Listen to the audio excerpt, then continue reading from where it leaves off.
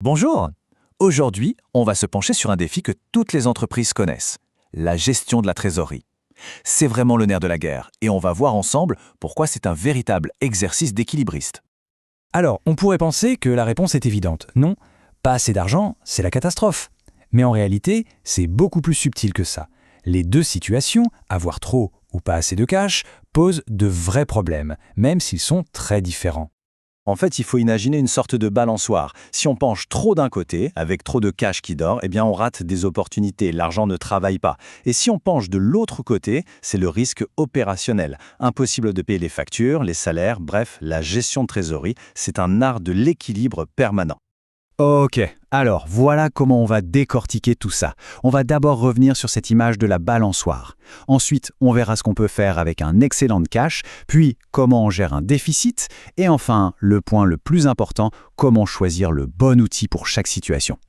Donc, l'idée de base, c'est qu'une entreprise doit gérer son argent de manière très active. Il faut à tout prix éviter ce qu'on appelle le coût d'opportunité, c'est-à-dire l'argent qui ne rapporte rien, tout en se protégeant du risque, bien plus grave, de ne plus avoir de liquidité du tout. Alors commençons par le cas où la balançoire penche du bon côté, en apparence, quand il y a trop de liquidité. Qu'est-ce qu'on fait de cet argent? On le met au travail, bien sûr. Pour ça, il y a, disons, deux grandes boîtes à outils. La première, ce sont les placements bancaires. C'est simple, c'est direct, ça se négocie avec sa banque. La deuxième, ce sont les placements monétaires. Là, on va directement sur les marchés financiers pour acheter des produits à court terme. Côté banque, les options sont assez classiques. Soit l'entreprise bloque son argent sur un dépôt à terme pour une durée précise, avec un taux fixé à l'avance. Soit elle achète un bon de caisse, ce qui revient en quelque sorte à prêter de l'argent à la banque. Si l'entreprise cherche un rendement un peu meilleur, elle peut se tourner vers les marchés. Là, elle peut prêter son excédent de cash à différentes entités, au gouvernement via les bons du Trésor, à des banques avec les certificats de dépôt, ou même à d'autres grandes entreprises avec les billets de trésorerie. Allez, on bascule de l'autre côté de la balançoire. Et là, c'est beaucoup plus stressant. Le moment où il manque de l'argent pour faire tourner la machine. Pour trouver de l'argent frais, une entreprise a globalement deux options. Soit elle obtient un crédit en mettant en garantie un de ses actifs, par exemple ses factures clients, soit, si elle a une bonne réputation financière, elle peut obtenir une ligne de crédit plus générale, comme un découvert basé sur la confiance de la banque. Et justement, une des techniques les plus connues pour utiliser ces actifs, c'est la facturage. C'est une méthode assez maligne pour transformer de l'argent qu'on attend en argent disponible tout de suite.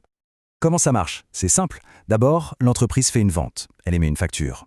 Mais au lieu d'attendre 30, 60 ou 90 jours pour être payée, elle vend cette facture à une société spécialisée qu'on appelle un factor. Ce facteur lui donne le montant de la facture quasi immédiatement en prélevant une commission passage.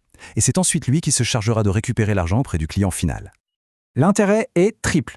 Premièrement, ça donne du cash très vite. Deuxièmement, ça transfère le risque. Si le client ne paie pas, c'est le problème du factor.